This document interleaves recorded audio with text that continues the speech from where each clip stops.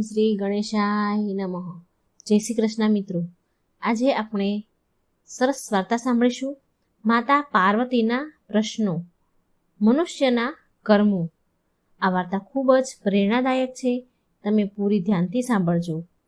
શંકર ભગવાન અને મા પાર્વતીની વાર્તા છે. જો આ વાર્તા સાંભળશો તો આ જન્મ તો સુધરશે જ સુધરશે, પણ આવતો જન્મ પણ જરૂર સફળ થશે. માટે બધા ધ્યાનપૂર્વક વાર્તા સાંભળજો. એકવાર માતા પાર્વતી કૈલાસ ઉપર ભ્રમણ કરી રહ્યા હતા. ત્યારે મા પાર્વતીની નજર પૃથ્વી લોક પર પડી. પૃથ્વી પર એક શેઠ અને મજૂર વાત કરી રહ્યા છે. મજૂરે શેઠને કહ્યું કે આ બધો માલ સામાન મેં ગાડીમાંથી ઉતારી લીધો છે. શેઠે કહ્યું, સારું, લે તારી આજની મજૂરી 200 રૂપિયા. મજૂરને માત્ર 200 રૂપિયા મળ્યા. એટલે તેને વિચાર્યું કે આખો દિવસ તનતોડ મહેનત કરી ત્યારે માત્ર 200 રૂપિયા મળ્યા છે. આમાંથી 50 રૂપિયા દૂધના, 50 રૂપિયા શાકભાજીના અને બીજા 100 રૂપિયા વધ્યા છે. તેમાં 3 દિવસ નીકાળવાના છે. કેમ કરી નીકળશે? પછી શેઠ ઘરે ગયા અને શેઠે તિજોરીમાં પૈસાના બંડલો મૂકતા કહે છે કે આ થઈ ગયા 50,000 રૂપિયા. લાવ, હું આને સંભાળીને તિજોરીમાં મૂકી દઉં. પાર્વતીજી બીજી તરફ જુએ છે કે એક ગરીબ સ્ત્રી અને એક ધનવાન સ્ત્રી સાડીની ખરીદી કરે છે. ગરીબ સ્ત્રી દુકાનદારને કહી રહી છે કે ભાઈ, સસ્તી હોય તેવી સાડીઓ બતાવો. અને તે સસ્તી સાડી જુએ છે અને કહે છે, ભાઈ, આ 150 રૂપિયાવાળી સાડી મને ગમી છે, આ સાડી મને આપી દો. એટલે દુકાનદારે 150 રૂપિયાવાળી સાડી તેને આપી દીધી. અને બીજી બાજુ પૈસાદાર ધનવાન સ્ત્રી કહે છે, ભાઈ, આ 3 સાડી મને ગમી છે, એ પેક કરી દો અને લ્યો આ 5,000 રૂપિયા. દુકાનદારે સાડી પેક કરી દીધી.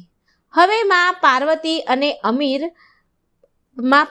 અમીર અને ગરીબને બંનેને જોઈ રહ્યા છે અને કહે છે, જેને જોઈતું હોય તેને મળતું નથી અને જેની પાસે બધું જ છે તેને વધારે ને વધારે મળતું જાય છે. આ પ્રશ્નનો ઉત્તર તો માત્ર મહાદેવ જ આપી શકે છે. ધરતીનો આ નજારો જોઈ મા પાર્વતી થોડા હેરાન પરેશાન હતા. એટલે એના પ્રશ્નના ઉત્તર માટે તે મા પાર્વતી શંકર ભગવાન પાસે ગયા અને શિવજીને કહે છે કે મને મારા પ્રશ્નનો જવાબ આપો પ્રભુ. મને મારા પ્રશ્ન ખૂબ મૂંઝાઈ રહ્યા છે, મને મૂંઝવણ થાય છે, મને શાંતિ નથી મળતી. કે મારો પ્રશ્ન છે કે જે વ્યક્તિ પહેલેથી જ ગરીબ છે અને દુઃખી છે તેને વધારે ને વધારે દુઃખ મળે છે, અને જે વ્યક્તિ સુખી છે તેને ક્યારે દુઃખ નથી મળતું. તમે ક્યારે એને દુઃખ નથી આપતા. આમ કેમ ભગવાન? આ તમારી કેવી લીલા છે? મને કંઈ સમજમાં નથી આવતું. આ સાંભળી શંકર ભગવાન બોલ્યા, દેવી પાર્વતી, આ પ્રશ્નનો જવાબ જાણવા માટે તો આપણે ધરતી પર જવું પડે. ધરતી પર જઈએ ત્યાંના પ્રાણીઓ, મનુષ્યનો હાલચાલ જાણવા માટે ત્યાં જ આપણને જવાબ મળે. ભગવાન શંકરના કહ્યા પ્રમાણે મા પાર્વતી શિવજી સાથે પૃથ્વીલોક ઉપર મનુષ્યનું રૂપ ધારણ કરીને મનુષ્ય પ્રાણીઓના હાલચાલ જાણવા માટે નીકળ્યા. ત્યારે રસ્તામાં જ્યારે ભગવાન ચાલી જ રહ્યા હતા, મા પાર્વતી અને ભગવાન રસ્તામાં ચાલતા હતા, ત્યારે રસ્તામાં એક ગરીબ પતિ પત્ની તેમને દેખાયા. તે પતિ પત્ની ઊભા વાતો કરી રહ્યા હતા. પતિ બોલ્યો હતો, એ ઉર્મિલા, આપણા દુઃખના દિવસ ક્યારે પૂરા થશે? કેટલું દુઃખ અને ગરીબી છે. પેલા ચંદને તો ફરી એક જમીન ખરીદી લીધી, તે તો ધનવાન બની ગયો. એના પતિની વાત સાંભળી ઉર્મિલા બોલી, સાંભળો જી, બધાના ભાગ્ય એક સરખા નથી હોતા. એના ભાગ્યમાં ધનવાન બનવાનું લખ્યું હશે, આપણા ભાગ્યમાં નથી લખ્યું. ભગવાનની ઈચ્છા હશે તો આપણે પણ કોઈ દિવસ અમીર થઈ જશું. તેનો પતિ કહે છે, ઉર્મિલા, ખબર નહીં આપણને કયા ભવની સજા મળે છે. આપણે એવા તે કયા પાછલા જન્મમાં એવા કાર્ય કર્યા હશે, એવા કર્મ કર્યા હશે કે તેનું આ ખરાબ પાપ આપણે ભોગવી રહ્યા છે, આપણે ગરીબી ભોગવી રહ્યા છે, એવું કયું ખરાબ કાર્ય કર્યું હશે? આ ચર્ચા પતિ પત્ની વચ્ચે ચાલી રહી હતી. હવે તે ભગવાન અને માતા પાર્વતી આ બધું સાંભળી રહ્યા છે. એટલે માં પાર્વતી બોલ્યા કે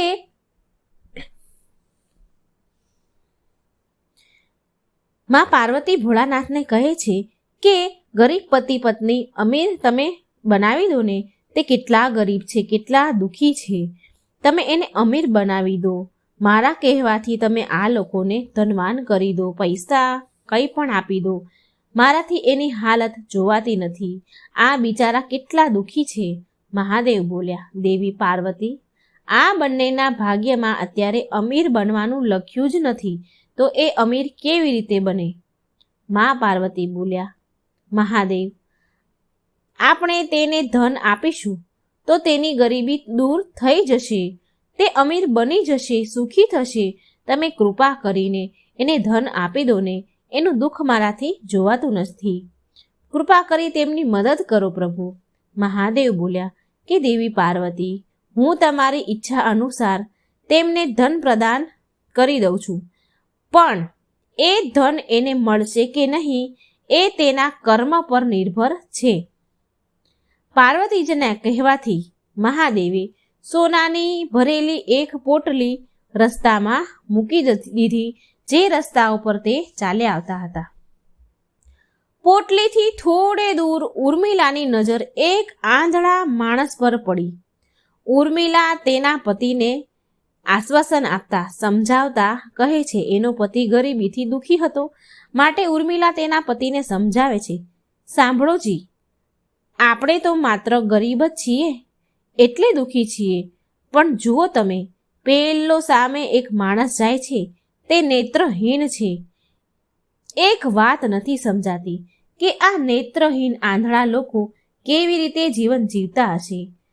આપણું તો ક્યારેય નસીબ પલટાઈ પણ શકે છે, પણ એનું દુઃખ કેવું છે, એને તો આંખો નથી, આંખો વગર શું કરવાનું બધું. આમ ઉર્મિલા કહે છે. ઉર્મિલાનો પતિ બોલ્યો કે હા હો ઉર્મિલા, તારી વાત તો સાચી છે. આ બિચારાને બહુ મુશ્કેલી પડતી હશે, કેવી રીતે જીવતા હશે. ચાલો આપણે પણ એકવાર નેત્રહીન થઈ આંધળા બનીને ચાલવાની કોશિશ તો કરીએ, અને આપણે એ મહેસૂસ કરીએ કે આ લોકો કેવી રીતે જીવે છે. આમ વિચાર કરીને પછી આંખો બંધ કરીને બંને પતિ પત્ની હાથ પકડીને એકબીજાનો ચાલવા લાગ્યા. આંખો બંધ થતી અને ચાલતા હતા, એટલા માટે ભગવાને મૂકેલી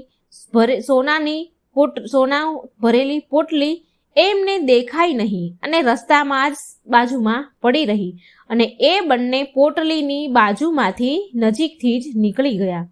ભગવાન શિવ બોલ્યા, જોયું ને દેવી પાર્વતી, આ ગરીબ પતિ પત્નીના ભાગ્યમાં અત્યારે ગરીબી જ લખી છે. આપણે થોડા દિવસ ધરતી પર રહીશું, અહીં આ મનુષ્યના રૂપમાં રહીને તમારા મનની બધી જ શંકાઓને હું દૂર કરવા માંગુ છું. ભગવાન શિવ અને દેવી પાર્વતીએ સાધારણ મનુષ્યનું રૂપ ધારણ કર્યું અને પતિ પત્નીના રૂપમાં એક ગામમાં રહેવા લાગ્યા. હવે સાંજનો સમય થયો એટલે દેવી પાર્વતીએ શિવજીને કહ્યું કે રસોઈની તૈયારી હવે હું શરૂ કરું. અહીં આ પૃથ્વી લોકમાં આવ્યા છીએ એટલે અહીંના નિયમોનું પાલન તો કરવું જ પડશે, માટે ભોજનની વ્યવસ્થા પણ કરવી પડશે. હું ચૂલો બનાવીને તૈયાર કરું છું, ત્યાં સુધી તમે ભોજન બનાવવાની સામગ્રી લઈ આવો. મા પાર્વતી ચૂલો બનાવવા માટે બહાર ગામમાં ઈંટો લેવા જાય છે.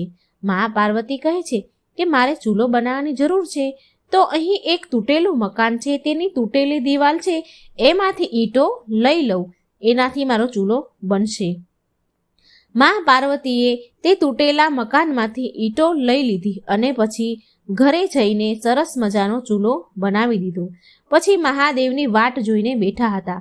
એવામાં ભગવાન શંકર આવ્યા અને મા પાર્વતી બોલ્યા કે અરે તમે આવી ગયા, જુઓ મેં આ સરસ ચૂલો તૈયાર કરી દીધો છે.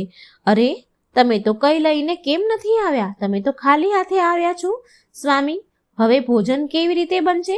મહાદેવ બોલ્યા કે દેવી પાર્વતી, હવે સામગ્રીની કોઈ જરૂર નથી, કારણ કે જે પ્રશ્નનો ઉત્તર તમે અહીં શોધવા આવ્યા હતા તે હવે તમને સ્વયં મળી ગયો છે. મા પાર્વતી કહે છે, હું કંઈ સમજી નહીં. મને મારા પ્રશ્નનો ઉત્તર મળી ગયો છે? એ કેવી રીતે? મને કંઈ સમજાયું નહીં. મહાદેવ બોલ્યા, દેવી પાર્વતી, તમે એ જાણવા માંગતા હતા ને કે આ પૃથ્વી પર ગરીબ લોકો કેમ વધારે ગરીબ થાય છે, દુઃખી થાય છે, અને અમીર લોકોને દુઃખ કેમ નથી મળતું? તો તમે એ જણાવો મને પહેલાં કે તમે આ ચૂલો બનાવવા માટે ઈંટો ક્યાંથી લાવ્યા? મા પાર્વતી બોલ્યા, પ્રભુ, આ ગામમાં કેટલાય એવા ઘર છે જેની સ્થિતિ સારી નથી, તૂટેલા ફૂટેલા ઘર છે. તો મેં એક તૂટેલું ઘર હતું, એમાં તૂટેલી દિવાલમાંથી ઈંટો નીકાળીને લઈ આવી. મહાદેવ બોલ્યા, આનો મતલબ એમ થયો દેવી પાર્વતી કે જે ઘર પહેલેથી જ ખરાબ અને તૂટેલું હતું તેને તમે વધારે ને વધારે ખરાબ કરી દીધું, જ્યારે તમે સારા ઘરની દિવાલમાંથી પણ ઈંટો લાવી શકતા હતા. મા પાર્વતી બોલ્યા, પ્રભુ, જે ઘર સારા અને સુંદર દેખાતા હતા તે ઘરના લોકોએ તેની દેખરેખ બહુ સારી રીતે રાખી હતી, માટે એ ઘર બહુ સુંદર હતા. એવા મને આ સુંદર ઘરને બગાડવાનું યોગ્ય ન લાગ્યું. મહાદેવ બોલ્યા, દેવી પાર્વતી, થોડા દિવસ પહેલાં જે તમે મને પ્રશ્ન પૂછ્યો હતો તેનો જવાબ આ છે. જે લોકોએ પોતાના જીવનને પોતાના સારા કર્મોથી સુંદર બનાવ્યા છે તેને દુઃખ કેવી રીતે પડે? આ સંસારમાં દરેક મનુષ્ય પોતાના કર્મનું જ ફળ મેળવે છે.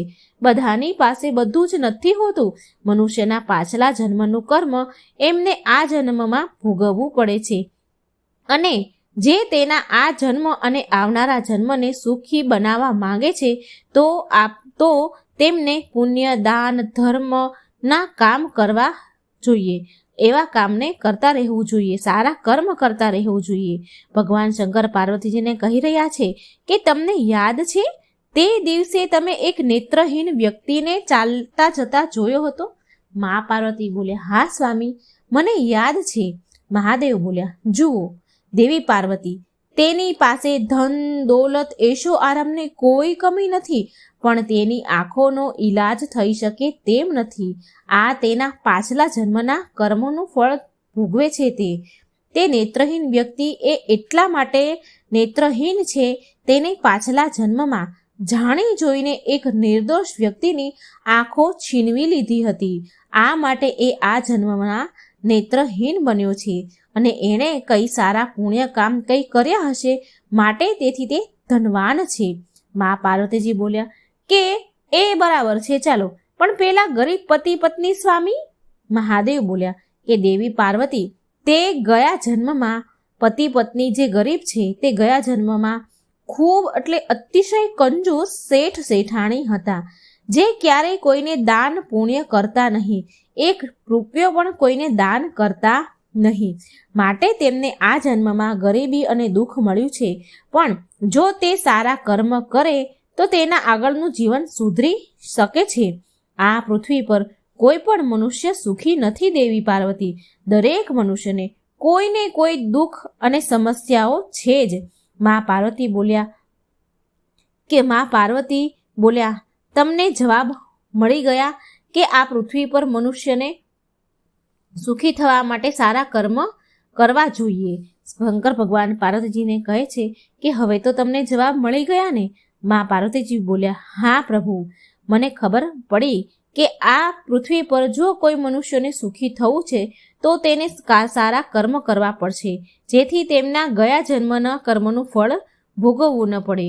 મા પાર્વતીને તેમના પ્રશ્નનો જવાબ મળી ગયો એટલે શંકર પાર્વતીજી તેના રૂપમાં આવી ગયા અને કૈલાસ પર્વત પર પાછા ચાલ્યા ગયા. આ કથાનો સાર એ છે, આપણને શીખ મળે છે કે આપણે આપણા જીવનમાં સુખી થવું હોય તો સુખી થવા માટે સારા કર્મ કરવા જોઈએ. જો કર્મ સારા હશે તો આપણે અને આપણો પરિવાર સુખી જીવન જીવશું. જે કંઈ છે એ કર્મ પર નિર્ધારિત છે, સુખ કે દુઃખ. જો મિત્રો મારી આ વાર્તા સારી લાગે તો મારી ચેનલને લાઈક, સબસ્ક્રાઈબ અને શેર જરૂર કરજો. કર્મનું ફળ 3 રીતે મળે છે. હવે એ કેવી રીતે? તો એ જાણવા માટે આ વિડીયો પૂરો સાંભળજો. આપણે આ વિડીયોમાં એ જાણીશું કે આપણે જે કર્મ કરીએ છીએ તે આપણને પાછું મળે છે કે નહીં. આપણે ધર્મ, દાન, પુણ્ય કરીએ છીએ તો શું એ આપણને કરેલું દાન પુણ્ય પાછું મળે છે કે નહીં?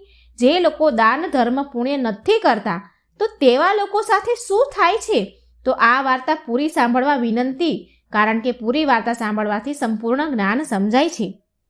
પ્રાચીન કાળ સમયની આ વાત છે. 4 લોકોનું મૃત્યુ થયું. તેમાં એક રાજા હતો, બીજો પંડિત, ત્રીજો એક વેપારી હતો અને ચોથો એક ગરીબ ખેડૂત હતો. આ 4 મૃત્યુ પામે છે અને ધર્મરાજાના દરબારમાં જાય છે. અને તે 4 ધર્મરાજાના દરબારમાં જાય છે તો જુએ છે કે ત્યાં તો બહુ ભીડ હતી. ખૂબ મોટી લાઈન લાગી હતી અને 4 લાઈનમાં ઊભા રહ્યા છે અને એ આમ ઘણો બધો સમય લાઈનમાં ઊભા રહે છે. મિત્રો, જ્યારે આ 4 વ્યક્તિ ધર્મરાજાના દરબારમાં ઊભા હતા ત્યારે તે લોકો જુએ છે કે સ્વર્ગલોકનો દરવાજો બંધ છે અને 4 લાઈનમાં ઊભા રહી ગયા છે. ત્યાં ઊભા તે 4 બધા જ લોકો તેવી વાટ જોઈ રહ્યા હતા કે અમારો નંબર તો સ્વર્ગલોકમાં જ આવશે, અમને સ્વર્ગલોકો જ મળશે. અને આમ આ 4 લોકો વિચાર કરી રહ્યા હતા કે અમે પણ સ્વર્ગલોકમાં જઈશું. અને લાઈનમાં ઊભા તે રાજા બીજા 3 સાથે વાત કરી રહ્યો હતો કે તમે બધા નરકમાં જશો, પણ હું તો સ્વર્ગમાં જ જવાનો છું. તો એ 3 વ્યક્તિએ તે રાજાને પૂછે છે કે તમે એવું તે કયું પુણ્ય કામ કર્યું છે કે તમે સ્વર્ગમાં જશો, તમને સ્વર્ગ મળશે? ત્યારે તે રાજા બોલે છે, એ 3ને કહે છે કે મેં મારા રાજ્યમાં મારી પ્રજાને ક્યારેય દુઃખી નથી થવા દીધી. મારા રાજ્યમાં મારી પ્રજા મારા ન્યાયથી સંતુષ્ટ હતી. મારા દરબારમાં આવેલા વ્યક્તિનું મેં ઈમાનદારીથી ને મેં ન્યાય કર્યો છે. ક્યારેય કોઈની પણ સાથે ભેદભાવ નથી કર્યો. માટે મને સ્વર્ગલોક જરૂર મળશે. આટલી વાત સાંભળીને વેપારી પણ બોલી ઉઠ્યો, તો મને પણ જરૂર સ્વર્ગ પ્રાપ્ત થશે, હું પણ સ્વર્ગમાં જઈશ. એ વ્યાપારી બોલ્યો કે મેં પૃથ્વીલોક પર મારા જીવનમાં બહુ બધા લોકોને મદદ કરી છે. મેં મારા હાથોથી દાન પુણ્ય કર્યા છે. બહુ બધા મંદિરો, ગુરુદ્વારામાં મેં દાન કર્યું છે. બહુ બધા અનાથ બાળકોને પણ મેં દાન કર્યું છે. માટે મને સ્વર્ગ જરૂર મળશે. આમ વ્યાપારી તેની વાત પૂરી કરે છે તેટલામાં તો પેલું બ્રાહ્મણ બોલી ઉઠે છે કે મેં તો અગણિત મંદિરોમાં પૂજા પાઠ કર્યા છે અને રોજ સવાર સાંજ ભગવાનની પૂજા આરાધના કરતો હતો. રોજ ભગવાનને થાળ ધરાવીને જ જમતો હતો. બહુ બધા અગણિત લોકોનું સારું મેં જ્ઞાન આપ્યું છે અને બહુ બધા અગણિત લોકો મારી પાસે શિક્ષા લેવા આવ્યા હતા. તેને મેં શિક્ષા આપી છે. માટે મને પણ સ્વર્ગલોક જરૂર મળશે. આમાં કોઈ પણ શંકા નથી. હજી તેની વાત તે પૂરી કરે છે, પણ અંતમાં પેલો ગરીબ ખેડૂત જે હતો તે કંઈ બિચારો બોલતો નથી. ચૂપચાપ આ 3ની વાત સાંભળે છે. અને એટલામાં તો ધર્મરાજા તેના લેખાજોખાના ચોપડા ખોલી બેસે છે અને સૌથી પહેલાં આવ્યો રાજાનો નંબર. એટલે યમરાજાએ રાજાને બોલાવી અને પૂછે છે કે તું પૃથ્વીલોક ઉપર એક રાજા હતો, તો તું મને હવે કહે કે તે તારા જીવનમાં એવું તે શું પુણ્ય કામ કર્યું છે કે ત્યારે આટલું સાંભળીને તે રાજા ધર્મરાજાને કહે છે કે મેં મારા રાજ્યમાં મારી પ્રજાને ક્યારેય દુઃખી નથી થવા દીધી.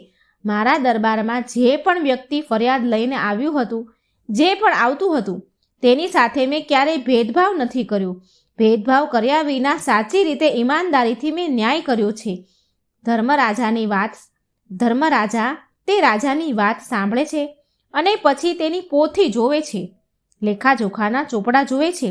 લેખાજોખાની પોથીમાં જોયા બાદ ધર્મરાજા તે રાજાને કહે છે, એટલી વાત તો તારી સાચી છે કે તારા રાજ્યમાં ક્યારેય કોઈ દુઃખી નથી રહ્યું. તે તારા રાજ્યમાં પ્રજાને સારી રીતે સુવિધા આપી છે, ભેદભાવ કર્યા વગર ન્યાય કર્યો છે. પણ તેની સાથે તે બહુ મોટું પાપ પણ કર્યું છે. તો રાજા બોલી ઉઠ્યો, અરે એવું તે શું પાપ કર્યું છે ધર્મરાજા મેં? તો ધર્મરાજા કહે છે, તે તારા રાજ્યની સુખ સમૃદ્ધિ માટે, બીજા રાજ્યની સીમા વિસ્તાર માટે કેટલાય યુદ્ધો કર્યા છે. તે યુદ્ધો માટે તું લડ્યો છે અને એ યુદ્ધમાં અગણિત સૈનિકો મરી ગયા હતા. તેમાં મરેલા સૈનિકોનો પરિવાર અનાથ થઈ ગયો હતો. તેના નાના બાળકો અનાથ થઈ ગયા. તેની પત્નીઓ વિધવા થઈ ગઈ. એ બધું પાપ તારા પર લાગે. તો તને સ્વર્ગલોકની પ્રાપ્તિ નહીં થાય. હવે તને નરકલોકમાં નાખવામાં આવશે. આટલું કહીને ધર્મરાજા યમદૂતને બોલાવે છે અને આદેશ આપે છે. કહે છે કે આ રાજાને પકડીને નર્કમાં નાખો. એટલે યમદૂતો રાજાને પકડીને નર્કમાં નાખે છે. હવે બીજો નંબર આવ્યો પેલા વેપારીનો. ધર્મરાજાએ વેપારીને બોલાવ્યો અને વેપારીને પૂછે છે, હવે તું વેપારી મને એ કહે કે તે તારા જીવનમાં કયા કયા પુણ્ય કામ કર્યા છે જેના કારણે તને સ્વર્ગલોક મળે? ધર્મરાજાની વાત સાંભળી વેપારી કહે છે કે પ્રભુ, મેં મારા જીવનમાં પૃથ્વીલોક ઉપર અગણિત ધર્મના કાર્ય કર્યા છે. અગણિત અનાથ આશ્રમમાં મેં દાન કર્યું છે. અસહાય બાળકોની મેં સેવા કરી છે. બહુ ભિક્ષુક લોકોને મેં ભિક્ષા આપી છે. ઘણા મંદિરોમાં દાન પૂર્ણ કર્યા છે અને કેટલાય ભૂખ્યા લોકોને મેં ભોજન કરાવ્યું છે. એટલે પ્રભુ યમરાજા બોલ્યા. એ કહે છે, પ્રભુ, વેપારી કહે છે, મેં અગણિત દાન પુણ્ય કર્યા છે. મેં ધર્મના કાર્ય કર્યા છે. માટે ધર્મરાજા વેપારીને કહે છે. આટલી વાત સાંભળી બોલ્યા. તેમના લેખાજોખાની પોથી ખોલીને જુએ છે અને એ પોથીમાં વેપારીનું ખાતું જુએ છે. ઘણી વાર પોથી જુએ પછી ધર્મરાજા વેપારીને બોલે છે કે વેપારી, તારી વાત તો સાચી છે કે તે અગણિત દાન પુણ્ય ધર્મના કામ તો કર્યા છે, પણ સાથે સાથે તે તારા જીવનમાં બહુ મોટા અપરાધ અને પાપો પણ કર્યા છે. તો વેપારી ધર્મરાજાને કહે છે, પ્રભુ, મેં મારા જીવનમાં ક્યારેય કોઈ પાપ નથી કર્યું. શું પાપ છે તો મને કહો. તો ધર્મરાજાએ પોથીમાં જોઈને વેપારીને કહ્યું કે વેપારી, તું ધ્યાનથી સાંભળ કે તે ક્યાં અગણિત પાપ કર્યા છે. ધર્મરાજા કહે છે કે વેપારી, તે તો તારા જીવનમાં બહુ બધું ધન કમાયો છે.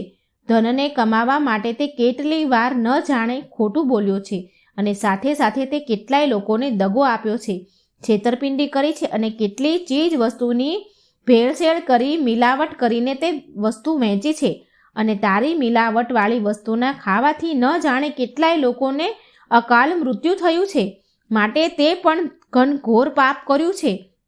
મોટા મોટા અપરાધ કર્યા છે. તારા પાપો ગુનાહો આગળ તારા દાન પુણ્ય નાના પડી ગયા છે, ઓછા પડી ગયા છે. માટે તને પણ સ્વર્ગલોકની પ્રાપ્તિ તો નહીં જ થાય. તને નર્કલોકમાં નાખવામાં આવશે. આટલું કહી યમદૂતને આદેશ આપે છે ધર્મરાજા કે આ વેપારીને નર્કલોકમાં નાખી આવો. યમદૂતો વેપારીને નર્કલોકમાં નાખવા જાય છે. પછી નંબર આવે છે પેલા બ્રાહ્મણનો. ધર્મરાજા બ્રાહ્મણને બોલાવે છે અને કહે છે કે ચાલો હવે તમે કહો, તમે તમારા જીવનમાં કયા કયા ધર્મના કાર્ય કર્યા છે તે મને કહો. ધર્મરાજાની વાત સાંભળી બ્રાહ્મણ બોલ્યો, હે પ્રભુ, મેં મારા જીવનમાં અગણિત લોકોને શિક્ષા આપી છે. મેં મારા જીવનમાં અગણિત મંદિરોમાં પૂજા પાઠ કર્યા છે. મેં મારા જીવનમાં ભગવાનને મારા હાથથી ધાળ ધરાવ્યા છે, જમાડ્યા છે. સવાર સાંજ રોજ હું એક પણ દિવસ એવો નથી કે મેં ભગવાનનું નામ નથી લીધું કે ભગવાનની પૂજા નથી કરી. મેં રોજ ભગવાનની પૂજા પાઠ કર્યા છે, પુણ્ય કર્યું છે. મેં મારા જીવનમાં ક્યારેય કોઈ દુષ્કર્મ નથી કર્યું. આટલું બ્રાહ્મણ ધર્મરાજાને કહે છે. એટલે બ્રાહ્મણની વાત સાંભળી ધર્મરાજા તેના લેખાજોખાની પોથી ખોલે છે અને બ્રાહ્મણનું ખાતું જોવે છે. ઘણી વાર તે પોથી જુએ છે અને થોડી વાર પછી ધર્મરાજા બ્રાહ્મણને બોલ્યા, હા બ્રાહ્મણ દેવ, હું માનું છું કે તમે મંદિરોમાં ઘણાય પૂજા પાઠ કર્યા છે. ઘણા લોકોને તમે શિક્ષા પણ આપી છે. ઘણા લોકોને તમે જ્ઞાનની વાતો પણ કહી છે અને ભગવાનને તમારા હાથે ભોગ પણ લગાવ્યા છે. આ વાત તો તમારી સાચી છે, પણ જે જ્ઞાન તમે લોકોને આપ્યું ને તેના પર તમે પોતે ક્યારેય અમલ નથી કર્યું. જે શિક્ષા તમે લોકોને આપી છે ને તેના પર તમે ક્યારેય પોતે અમલ નથી કર્યું. તો તમે સૌથી મોટા પાપના ભાગીદાર છો. તમે હંમેશા બીજા લોકોને જ્ઞાન આપ્યું પણ તમે પોતે તે વાત પર અમલ ન કર્યું, તમારા જીવનમાં ના ઉતારી, માટે તમે પાપના ભાગીદાર છો. તો તમને પણ નર્ક મળશે. ધર્મરાજા તેના યમદૂતોને આદેશ આપે છે કે આને નર્કમાં ફેંકી આવો. યમદૂતો બ્રાહ્મણને ઉપાડી નર્કમાં ધકેલી દે છે. અને મિત્રો, છેલ્લે નંબર આવે છે પેલા ગરીબ ખેડૂતનો. ધર્મરાજા ગરીબ ખેડૂતને પૂછે છે કે હવે તું મને કહે કે તારા જીવનમાં તે કયા કયા પુણ્યના ધર્મના કાર્ય કર્યા છે. તો તે ગરીબ ખેડૂત ધર્મરાજાને પહેલેથી જ કહેવા લાગ્યો કે પ્રભુ, તમે મને નર્કલોકમાં જ નાખી દો. પણ તેની પહેલાં મને એકવાર સ્વર્ગલોકના દર્શન કરાવી દો. હું બહારથી જ દર્શન કરીને સીધો નર્કમાં ચાલ્યો જઈશ. તો ધર્મરાજા બોલી ઉઠ્યા કે મેં તને એ નથી પૂછ્યું કે તું નર્કમાં જઈશ કે સ્વર્ગમાં? મેં તને પૂછ્યું છે કે તારા જીવનમાં તે કયા પુણ્ય દાન ધર્મ કર્યા છે તે મને કહે. તો પેલો ગરીબ ખેડૂત કહેવા લાગ્યો કે મેં મારા જીવનમાં એવું કોઈ ધર્મનું કાર્ય નથી કર્યું. હું એક ગરીબ માણસ હતો. મારા ગરીબ ઘરમાં હું જન્મ્યો છું. હું એક ગરીબ ઘરમાં મેં જન્મ લીધો છે અને ગરીબીમાં જૂજતા જ મારું જીવન પસાર થયું છે. હું રોજ સવારે મજૂરી કરવા ઘરેથી જતો અને સાંજે ઘરે આવતો હતો. મજૂરીમાંથી જે પૈસા મને મળતા હતા ને તેમાંથી તો બહુ મુશ્કેલીથી મારા પરિવારનું ભરણ પોષણ થતું હતું. માંડ 2 ટાઈમનું જમવાનું મળતું હતું. ક્યારેક તો ભૂખ્યા પણ રહેવું પડતું હતું. માટે પ્રભુ, ના તો મારી પાસે ક્યારેય દાન કરવા માટે ધન ભેગું થયું અને ના ક્યારેય મેં કોઈ દિવસ દાન પુણ્ય કર્યું. મેં મારા જીવનમાં જેટલું કમાયું તે મારા પરિવારના પાલન પોષણ માટે ઓછું પડી ગયું હતું. એટલે મારાથી કોઈ દાન પુણ્ય નથી થયું. અને જો કોઈ વાર મારી પાસે સમય રહેતો તો તે સમયમાં મારા માતા પિતાની સેવા કરતો હતો. બસ પ્રભુ, મેં આના સિવાય કોઈ પુણ્યનું કાર્ય નથી કર્યું. મેં કોઈ ધર્મનું કાર્ય નથી કર્યું. આટલી ખેડૂતની વાત સાંભળી ધર્મરાજાએ તેના લેખાજોખાની પોથી ખોલી અને જોયું. ખેડૂતનું ખાતું જોયું, ઘણી વાર જોયું અને પછી બોલ્યા. પોથી જોયા બાદ ધર્મરાજા હસવા લાગ્યા અને ગરીબ ખેડૂતને કહે છે કે તું યાદ કર, તે તારા જીવનમાં કયું પુણ્યનું કાર્ય કર્યું છે? તો ખેડૂત ધર્મરાજાને ફરી કહે છે, હે પ્રભુ, મેં તો કહ્યું તો ખરી, મેં ક્યારેય કોઈ પુણ્યનું કાર્ય નથી કર્યું. મને એટલો સમય જ ન મળતો કે હું કોઈ ધર્મનું કાર્ય કરું કે મારી પાસે ના એટલું ધન હતું કે હું કોઈ દાન કરું. ધર્મરાજા ખેડૂતને કહે છે કે તે માત્ર જીવનમાં એક જ પુણ્યનું કામ કર્યું હતું અને તે સાચા દિલથી, સાચી લગ્નથી, સાચા મનથી, આત્માથી કર્યું હતું. ધર્મરાજા કહે છે, તું યાદ કર, ઘણા વર્ષો પહેલાંની વાત છે કે તું બહુ ભૂખ્યો હતો. તારો પરિવારવાળા પણ બહુ ભૂખ્યા હતા અને તે સમયે તારી પાસે એક ભિક્ષુક આવ્યો હતો. એક કૂતરો પણ આવ્યો હતો. તે બંને ભૂખ્યા હતા. તેને ભૂખ્યા જોઈને તે તારા ભાગનું ભોજન અને તારા પરિવારવાળાના ભાગનું ભોજન હતું તે ભોજન તે ભિક્ષુકને અને કૂતરાને ખવડાવી દીધું હતું અને તું અને તારો પરિવાર ભૂખ્યો જ સૂઈ ગયા હતા. ધર્મરાજાની વાત સાંભળીને ગરીબ ખેડૂતને તે વાત યાદ આવી જાય છે અને કહે છે, હા પ્રભુ, મેં એકવાર આવું કર્યું હતું. એના પછી મેં કોઈ પુણ્યનું કામ નથી કર્યું. એટલે ધર્મરાજા કહે છે કે તે એક જ વાર પણ પુણ્યનું કામ કર્યું છે અને એ પણ પૂરી આત્માથી, સાચા મનથી, શ્રદ્ધાથી કર્યું છે. એના માટે તારા ખાતામાં પુણ્ય જમા થયું છે. આટલું કહી ધર્મરાજા યમદૂતોને આદેશ આપે છે કે આ ખેડૂતને સન્માન સહિત વાજતે ગાજતે સ્વર્ગલોકમાં મોકલો. અને યમદૂતો વાજતે ગાજતે પૂરા મનથી, સન્માનથી ખેડૂતને સ્વર્ગલોકમાં મૂકવા જાય છે. મિત્રો, આ હોય છે કર્મનું ફળ. આપણે જેવું કરીએ છીએ તેવું ભોગવવું પડે છે. આપણું કરેલું પાછું વળીને આપણને જ મળે છે. દાન પૂર્ણ ધર્મ કરો તો પૂરી આત્માથી, પૂરી શ્રદ્ધાથી, મનથી કરવું. જો કોઈની પાસે દગો કરીને દાન પુણ્ય કરીએ, તો કોઈને ચોરી કરીને દાન પુણ્ય કરીએ, તો કોઈનું ધન છીનવીને જો દાન પુણ્ય કરવામાં આવે તો તે દાન પુણ્ય નથી ગણાતું. આ દાન પુણ્ય કોઈ કામનું નથી હોતું. પોતાની મહેનતથી, સચ્ચાઈથી કોઈ એકવાર ભલે દાન પુણ્ય કરે, પણ પૂરી શ્રદ્ધાથી, પૂરી આત્માથી, સાચા મનથી એકવાર કરેલું દાન પણ ખાતામાં જમા થઈ જાય છે. તેનું ફળ મળે છે. કોઈની આત્મા દુભાવી, કોઈનું છીનવીને જો આપણે ધર્મશાળાઓ બી બંધાવીએ, ગૌશાળા બી બંધાવીએ તો પણ એનું કોઈ ફળ નથી. તો મિત્રો, જો તમને આ વાર્તા સારી લાગે તો મારી ચેનલને સબસ્ક્રાઈબ કરજો, મારો વિડીયો લાઈક અને શેર જરૂર કરજો. કર્મનું ફળ કેવી રીતે ભોગવવું પડે છે એ તમે પૂરા ધ્યાનથી સાંભળજો. દીકરો બનીને, વહુ બનીને કે દીકરી બનીને કે જમાઈ બનીને આ બધા કોણ આવે છે જેની આપણી સાથે કર્મોની લેણા દેવી હોય છે? જો લેણા દેવી ન હોય ને તો કોઈ આવતું નથી. મિત્રો, આવી જ કર્મની લેણા દેણીની એક વાર્તા છે જે આ વિડીયોના માધ્યમથી હું તમને તમારી સાથે શેર કરવા માંગુ છું. તો મારા વિડીયોને લાઈક અને સબસ્ક્રાઈબ કરી આપજો. મિત્રો, એક સમયની વાત છે. એક આર્મી મેન હતો. તે એકદમ એકલો હતો. મા, બાપ, ભાઈ, બહેન કોઈ ન હતું. માત્ર એકલો જ હતો. એકલો જ કમાઈને ફોજમાં રૂપિયા જમા કરે. એક દિવસ એક શેઠ બેઝ કેમ્પમાં કરિયાણાનો માલ સપ્લાય કરવા આવ્યા. એની સાથે ફોજીનો પરિચય થયો અને દોસ્તી થઈ. શેઠજીએ ફોજીને કહ્યું કે તારી પાસે રૂપિયા છે એ પડ્યા એટલા ને એટલા જ રહેશે. એના કરતાં એ રૂપિયા તું મને આપ, હું એને કારોબારમાં લગાવું તો તે રૂપિયાથી વધારે માલ ખરીદીને વધારે વેચાણ કરીશું તો તારા રૂપિયા ડબલ થઈ જશે. ફોજીને શેઠની વાત પસંદ આવી. એને ઠીક લાગી એટલે આવી અને આ બધા રૂપિયાની શેઠજીને આપી દીધા. જે પણ એની પાસે ભેગા થયા હતા એ બધા પૈસા શેઠજીને આપી દીધા. આ રૂપિયાને લીધે શેઠજીનો કારોબાર ખૂબ મોટે પાયે ચાલવા લાગ્યો. શેઠજી ખૂબ રૂપિયા કમાવા લાગ્યા. આ બાજુ બોર્ડર ઉપર લડાઈ ચાલુ થઈ. આ ફોજી અશ્વદળમાં હતો એટલે ઘોડી ઉપર બેસીને બોર્ડર ઉપર જઈ રહ્યો હતો. ત્યારે અચાનક ઘોડી પાગલ થઈ ગઈ અને દોડવા લાગી. ફોજીઓએ તેને ઘણી રોકવાની ખૂબ કોશિશ કરી પણ ઘોડી રોકાઈ નહીં. આખરે ઘોડી દુશ્મનોની જમીન ઉપર જઈને ઊભી રહી. ત્યારે તાકીને બેઠેલા દુશ્મનોએ અચાનક ફાયરિંગ ચાલુ કર્યું. દુશ્મનોના ટોળા સામે એકલો ફોજી શું કરે? સમય જતાં તે ટકી ન શક્યો. આખરે ફોજી શહીદ થઈ ગયો. સાથે સાથે ઘોડીને પણ ગોળી વાગી હતી એટલે ઘોડી પણ મરી ગઈ. આ વાતની જ્યારે શેઠજીને ખબર પડી ત્યારે શેઠજી ખૂબ ખુશ થયા. કેમ કે ફોજીનું કોઈ વારસદાર હતું નહીં.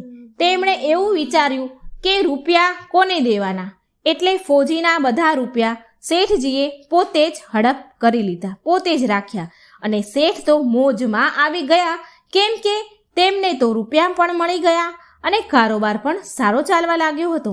ત્યારે શેઠજી ખુશ થયા. થોડા દિવસ બાદ શેઠજીના ઘરે એક સરસ દીકરાનો જન્મ થયો. હવે તો શેઠજી વધારે ખુશ થયા. તેઓ એવું સમજતા હતા કે ભગવાનની મારા ઉપર ખૂબ મહેરબાની છે. ખૂબ રૂપિયા પણ મળી ગયા, લેવાવાળો પણ મરી ગયો, કારોબાર પણ મોટો થઈ ગયો અને મારા ઘરે સરસ દીકરાનો જન્મ પણ થઈ ગયો.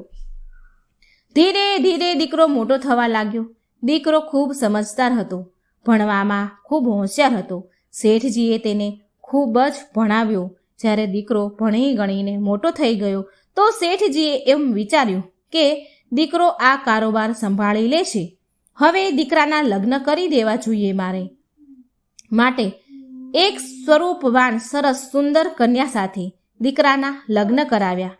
લગ્નનું કામકાજ પત્યા પછી શેઠ એક દિવસ બેઠા વિચાર કરે કે હવે મારો કારોબાર મારા દીકરાને સોંપી દઉં. પરંતુ થોડા જ દિવસોમાં દીકરાની તબિયત ખરાબ થઈ ગઈ. તબિયત ખરાબ થઈ જોઈને શેઠજી તરત જ તેને દવાખાને લઈ ગયા પણ કોઈ દવા લાગુ પડે નહીં. શેઠજી વિચાર કરે કોઈ મોટા દવાખાને લઈ જઈએ, કદાચ ત્યાંની દવા લાગુ પડી જાય અને મારો દીકરો સાજો થઈ જાય. પરંતુ એવું થયું નહીં.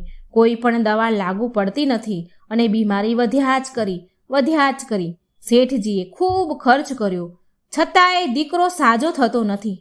છેલ્લે ડૉક્ટરોએ કહી દીધું કે આની બીમારી લાઈલાજ છે. આની બીમારીનો કોઈ ઈલાજ જ નથી. આ છોકરો માત્ર 2 દિવસમાં જ મરણ પામી જશે. ડૉક્ટરની વાત સાંભળીને શેઠજી નિરાશ થઈને દીકરાને લઈને રડતા આવતા હતા. રસ્તામાં એક વ્યક્તિ મળ્યો. તેમણે કહ્યું, અરે શેઠજી, શું થયું? ખૂબ જ દુઃખી હો એવું દેખાય છે તમારા મોઢા ઉપર. શેઠજીએ કહ્યું, હા ભાઈ, મારો દીકરો છે, તેને બાળપણથી જ લાડકોડથી મેં ઉછેર કરીને મોટો કર્યો છે. હવે જવાન થયો અને વિચાર્યું મેં કે દીકરો ઘડપણમાં અમારી સેવા કરશે અને તેમના લગ્ન પણ હું ધામધૂમથી મેં કર્યા. ખૂબ રૂપિયા વાપર્યા. જેણે જેટલા રૂપિયા માંગ્યા એટલા રૂપિયા મેં આપ્યા પણ મારો દીકરો સાજો થયો નહીં. ખૂબ ખર્ચ્યા પૈસા પણ સાજો થયો નહીં. દવાખાનામાં પણ ખૂબ ખર્ચ કર્યો.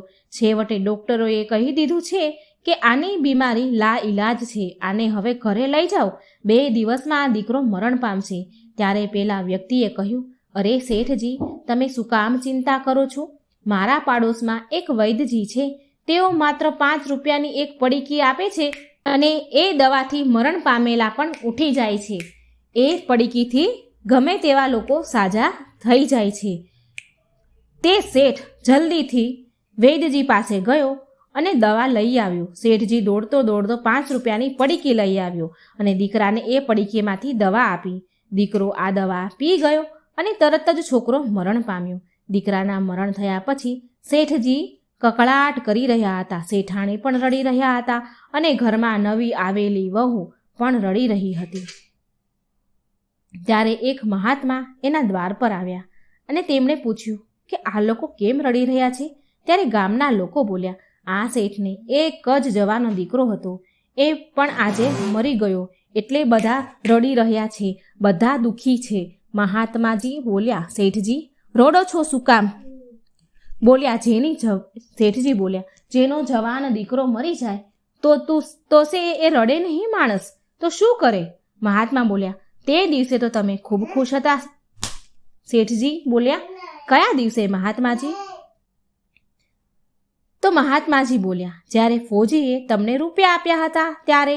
શેઠજી બોલ્યા, હા, કારોબાર માટે રૂપિયા મળ્યા હતા એટલે ત્યારે હું ખુશ હતો. ત્યારે મહાત્માજી બોલ્યા, બીજા એક દિવસે તો તમે ખૂબ જ ખુશ હતા, તમારી ખુશીનો કોઈ પાર ન હતો, એટલા ખુશ હતા તમે. શેઠજી બોલ્યા, કયા દિવસે? ત્યારે મહાત્માજીએ કહ્યું, પેલો ફોજી જ્યારે શહીદ થઈ ગયો હતો, જ્યારે એ ફોજીએ તમને પૈસા આપ્યા હતા, એ ફોજી શહીદ થઈ ગયો તો તમે એવું વિચાર્યું કે હવે આ રૂપિયા કોને પાછા આપવા? એ તો છે નહીં, એનો કોઈ વારસદાર છે નહીં, તો હવે આ રૂપિયા મારે કોઈને નહીં આપવા પડે. એ વિચારીને તમે ખૂબ ખુશ હતા. મફતમાં તમારો કારોબાર વધી ગયો, કારોબાર ખૂબ મોટો થઈ ગયો, હવે હું આનંદથી જીવન પસાર કરીશ. ત્યારે શેઠજી બોલ્યા, હા મહારાજ, ત્યારે હું ખુશ હતો. મહાત્માજી બોલ્યા, ત્યારે તે બધા લોકોને ખૂબ મીઠાઈ ખવડાવી હતી. શેઠજી બોલ્યા, ક્યારે? મહાત્માજી કહે છે, જ્યારે તમારા ઘરે દીકરાનો જન્મ થયો. ત્યારે શેઠજી કહે, ઘરમાં જ્યારે દીકરાનો જન્મ થાય ત્યારે તો કોણ ખુશ ન થાય, બધા જ લોકો ખુશ થાય. એવી જ રીતે હું પણ ખુશ થયો હતો. મહાત્માજી કહે છે, તે દિવસે તો તમારા પગ જમીન પર નહોતા પડતા, એટલા બધા ખુશ હતા તમે. શેઠજી કહે, કયા દિવસે મહાત્માજી? મહાત્માજી કહે છે, જ્યારે તમારા દીકરાના લગ્ન હતા અને જાન લઈને જતા હતા. ત્યારે શેઠજી બોલ્યા, અરે મહાત્માજી, જ્યારે દીકરાની જાન લઈને જતા હોય ત્યારે તો દરેક બાપ ખુશ હોય ને, કોણ ખુશ ન થાય પોતાના દીકરાના લગ્નમાં? ત્યારે મહાત્માજી બોલ્યા, તમે આટલી બધી વખત ખુશ થઈ ગયા હતા, ખુશ થઈ શકતા હો તો આ નાની એવી વાતમાં રડી શું કામ રહ્યા છો? શેઠજી બોલ્યા, મહાત્માજી, આ તમને નાની એવી વાત લાગે છે? મારો જુવાન જ્યોત દીકરો મરી ગયો છે અને તમને વાત નાની લાગે છે? આ કોઈ નાની વાત નથી. ત્યારે મહાત્માજી બોલ્યા, અરે મૂર્ખ શેઠ, આ એ જ પેલો ફોજી હતો જેના રૂપિયા તમે એકલાએ રાખ્યા હતા. આજે એ જ ફોજી દીકરો બનીને તમારા ઘરે તેણે જન્મ લીધો હતો. તે રૂપિયા વસૂલ કરવા આવ્યો હતો. તમે તેને ભણાવવામાં, ખાવા પીવાના, તેના લગ્નમાં બધી જ જગ્યાએ તેમને પોતાના રૂપિયા ખર્ચ કરાવ્યા. ત્યારબાદ થોડા રૂપિયા હજુ તમારી પાસેથી એને લેવાના બાકી હતા, એટલે એ બીમાર પડ્યો અને તે રૂપિયા તમે દવાખાનામાં ખર્ચ કર્યા. તેને ફોજીએ તમારા રૂપિયા દવાખાનામાં ખર્ચ કરાવ્યા અને છેલ્લે 5 રૂપિયા તમારા ખિસ્સામાં હતા તેણે પણ પેલા વેદજીની પડીકી લેવામાં તમે એ 5 રૂપિયા પણ તેણે ખર્ચ કરાવી નાખ્યા. તમારે અને કર્મોની લેણા દેવીના સંબંધ પૂરા થઈ ગયા એટલે તે પરલોક ચાલ્યો ગયો. ત્યારે શેઠજી બોલ્યા, ચાલો, મારી સાથે તેની કર્મોની લેણા દેવી હતી અને અમારી સાથે તો જે થવાનું હતું એ થઈ ગયું, પણ ઘરમાં બેઠી બેઠી રડી રહેલી નવી પરણેલીને આવેલી તેની પત્નીનો શું વાંક? યુવાનીમાં તેની પત્નીને વિધવા બનાવીને ચાલ્યો ગયો, એનો શું વાંક? કે તેની પણ જિંદગી બગડી. ત્યારે મહાત્માજી બોલ્યા, તેનો પણ એક જ સંબંધ હતો. જ્યારે એ ફોજી ઘોડી લઈને બોર્ડર ઉપર જતો હતો ત્યારે તે પણ યુવાન હતો અને ઘોડી પાગલ થઈ અને દુશ્મનો સામે આવીને ઊભી રહી અને દુશ્મનોએ ફાયરિંગ કર્યું અને યુવાન વયે તે ઘોડીના કારણે શહીદ થયો. એ ઘોડી આ સ્ત્રી હતી, એટલે જ તે આ સ્ત્રીને યુવાન વયે વિધવા બનાવીને ચાલ્યો ગયો. વેદ, પુરાણ, સાધુ સંતો, તમામ મહાન પુરુષોના અનુભવો એવું કહે છે કે આ સંસાર કર્મોના લેણદેન ઉપર જ ચાલે છે. જેને જેને લેણદેન પૂરી થઈ જાય છે તે પછી એના સંબંધ પૂરા થઈ જાય છે, એટલે આ સંસાર છોડીને સ્વધામ ચાલ્યા જાય છે. એટલે શેઠજી, આ સંસારમાં કોઈનું સગું નથી. આ તો બધા કર્મના બંધનથી બંધાયેલા છે. એટલે જ દીકરાના મરણ થવાથી તમે દુઃખી ન થાવ. વાસ્તવમાં એ દીકરો તમારો દીકરો હતો જ નહીં. દોસ્તો, જો આ મારી વાર્તા તમને સારી લાગી હોય તો કમેન્ટ બોક્સમાં જરૂર જણાવજો અને લાઈક, સબસ્ક્રાઈબ અને શેર જરૂર કરજો મારી ચેનલને. જય શ્રી કૃષ્ણ. રાધે રાધે. Thank you.